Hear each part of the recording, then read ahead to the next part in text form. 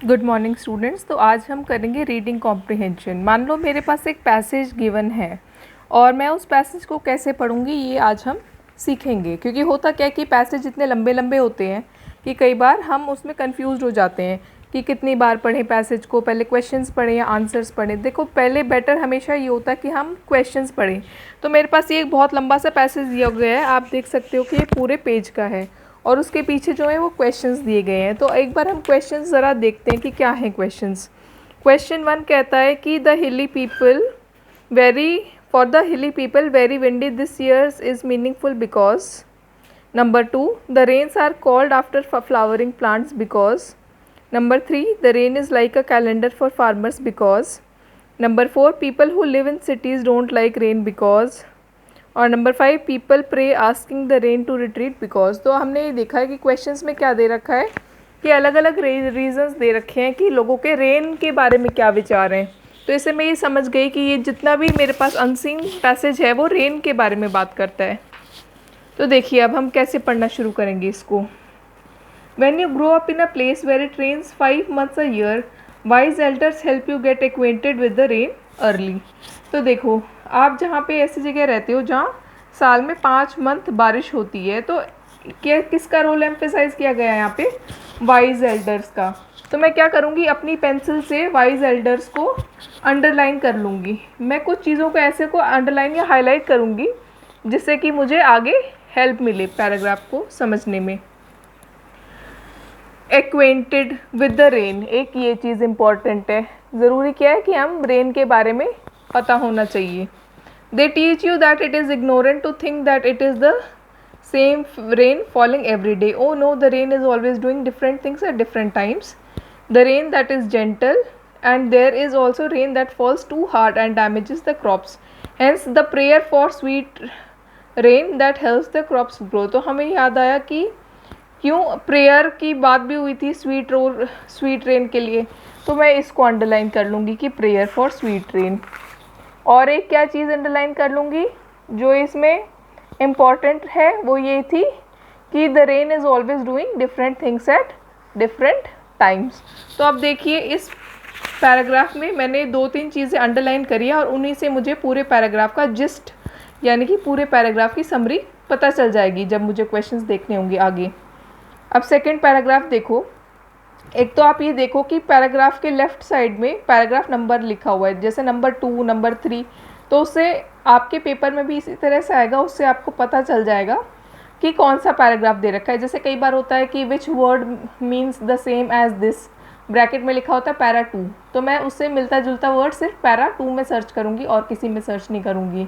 Which word means the opposite to this given in para 4, तो मैं सिर्फ para 4 में उस वर्ड का ऑपोजिट ढूंढूंगी। इस तरह से हम स्टडी करते हैं, हमें फालतू का टाइम वेस्ट नहीं करना क्योंकि इंग्लिश का पेपर बोर्ड एग्जाम्स में लेंदी आता है। अब आप देखिए second para. The monsoon in the Naga hills goes by the native name खूठोतेई। तो अब ये चीज़ मुझे कुछ अलग से लग रही है तो मैंने इसको अंडरलाइन कर दिया। हो सकता है आगे ये पूछें, नागा हिल्स में बता रहे हैं। It last from May to early or mid-October.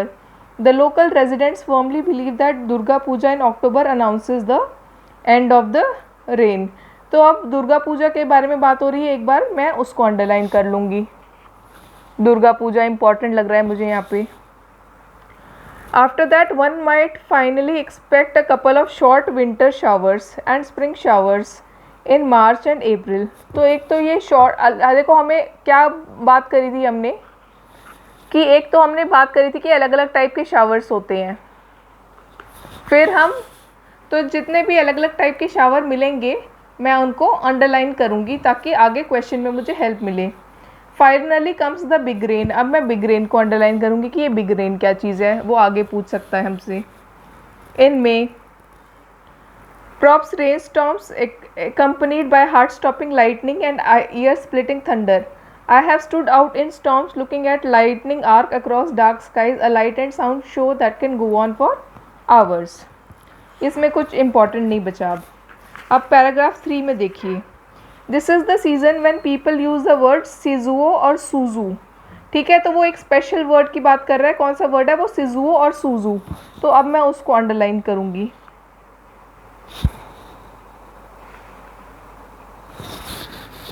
To refer to week-long rains when clothes don't dry and the smell of mold, when fungus forms on the floor and when you can't see the moon or stars because of the rain clouds. But you can learn not to complain. Rain after all is the farmer's friend and brings food to the table. तो ये line भी important है कि rain is the farmer's friend, क्योंकि इस type के हमने question भी देखे थे कि क्यों होती है रेन फ्रेंड. तो मैं इसको अंडरलाइन करूँगी.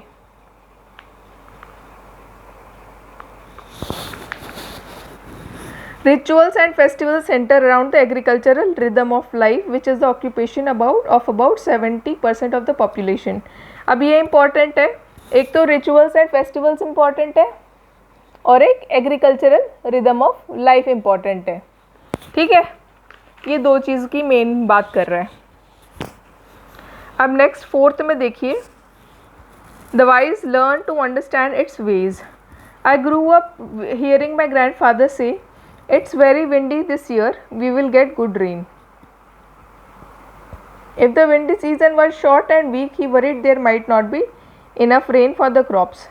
तो विंडी सीज़न के बारे में भी मेरे ख्याल से क्वेश्चन आता है, तो मैं विंडी सीज़न को अंडरलाइन करूँगी. वो क्या बता रहा है, वो ये बता रहा है कि विंड और रेन के बीच में क्या रिलेशन होता है. वो कह रहा है कि अगर विंड तेज़ चलती है तो इसका मतलब उसके दादाजी कहते थे कि बारिश भी तेज़ आएगी. अगर विंड स्लो है तो बारिश भी, रेन भी कम आएगी. I learn the interconnectedness of seasons from my childhood and marvelled at how the wind could bring rain. तो अब ये जो रेन और विंड की बात कर रहा है, तो इससे क्या हमें पता चलता है, इंटरकनेक्टेडनेस ऑफ सीजन्स. अब मैं इसको अंडरलाइन करूँगी. Another evening many rainy seasons ago my paternal aunt observed the new moon and worried its legs are in the air, we are in for some heavy rains. She was right. That week a storm cut off power lines and brought down trees and bamboos. अब next देखो, next paragraph में लिखा है Eskimos boast of having 100 names for snow. ये question भी आगे आता है कि एस्कीमोज के कितने नेम्स हैं स्नो के लिए. तो मैं इसको अंडरलाइन करूँगी. अब पूरा पैराग्राफ एस्कीमो और स्नो की बात कर रहा है. Norwegians in north can describe all kinds of snow by an equal amount of names. Powder, powder snow, wet snow, slabs, extra wet snow, tight snowfall, dry snow, and at least 75 more categories of snow. Likewise, in India, we have names and names for rain. Some are common, some are passing into history. The rains are also called after flowering plants. अब ये क्या कह रहा है कि कुछ rain ऐसी होती है जिनके नाम फूलों के नाम से गिवन होते हैं. तो अब मैं इसको अंडरलाइन करूँगी कि the rains are also called after flowering plants. And people believe that the blossoming of those plants draws out rains. Once the monsoon set in, field work is carried out in earnest and the work of uprooting and transplanting paddy in flooded terrace fields is done. The month of harvest labor are June, July and August. In August as the forgu plant. अब question में भी वो फोरगू की बात कर रहा था. अब ये देखो फोरगू की क्या बात आई थी कि इन ऑगस्ट द फोरगू plant begins to bloom, a rain will fall. This August rain also called फोरगू. तो इसको अंडरलाइन करो कि this August rain also called फोरगू. तो ये क्वेश्चन डायरेक्टली आया है कि ऑगस्ट रेन को क्या बोलते हैं, फोरगू बोलते हैं या क्या बोलते हैं. is a sign that the time for cultivation is over. If a new grain seeds are sown, they may not sprout. Even if they do sprout, they are not likely to bear grain. The rain acts as a kind of farmer's almanac. अब ये line important है. ये line क्यों important है? इसका मतलब ये कि जो बारिश है वो फार्मर के एल्मनाक की तरह. एल्मनाक क्या होता है? Calendar, diary. फार्मर की डायरी के लिए काम करती है. The urban population of school goers and office goers naturally dislike the monsoon, and it is accompanying problem of landslide, muddy street and periodic infections. फिर देखो कि अर्बन पॉपुलेशन को बारिश क्यों नहीं पसंद. तो अर्बन पॉपुलेशन में अंडरलाइन कर लेती हूँ नेक्स्ट पैराग्राफ में.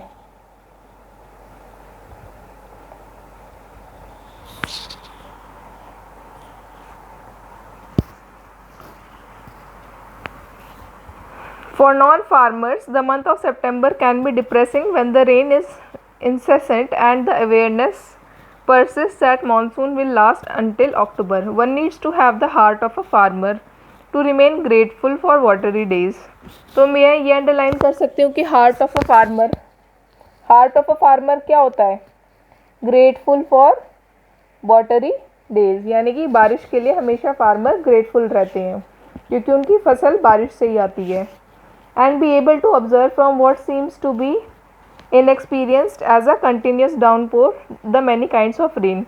Some of the commonly known rain water named after plants that alternately bloom in August and September. The native belief that the flowers draw out the rain. यानी कि वो इसकी बात कर रहा है कि कुछ लोग क्या सोचते हैं कि जो उनके फूल हैं, फूलों वाले पौधे हैं, उनसे ही बारिश आती है.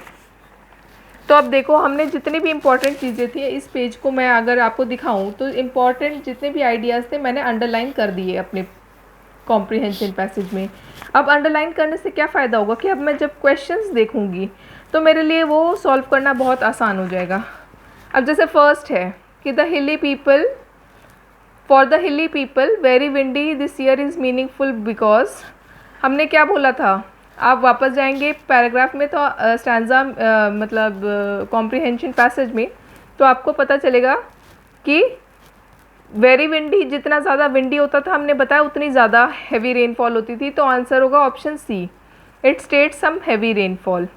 अब सेकंड देखिए, the rains are called after flowering plants because, क्यों करते हैं रेन को फ्लावरिंग प्लांट्स से?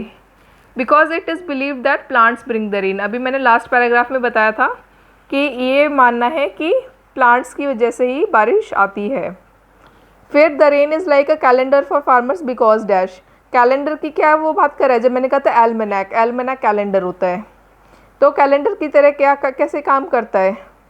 क्योंकि बिकॉज ऑप्शन ए है, it tells them when to sow and when to harvest.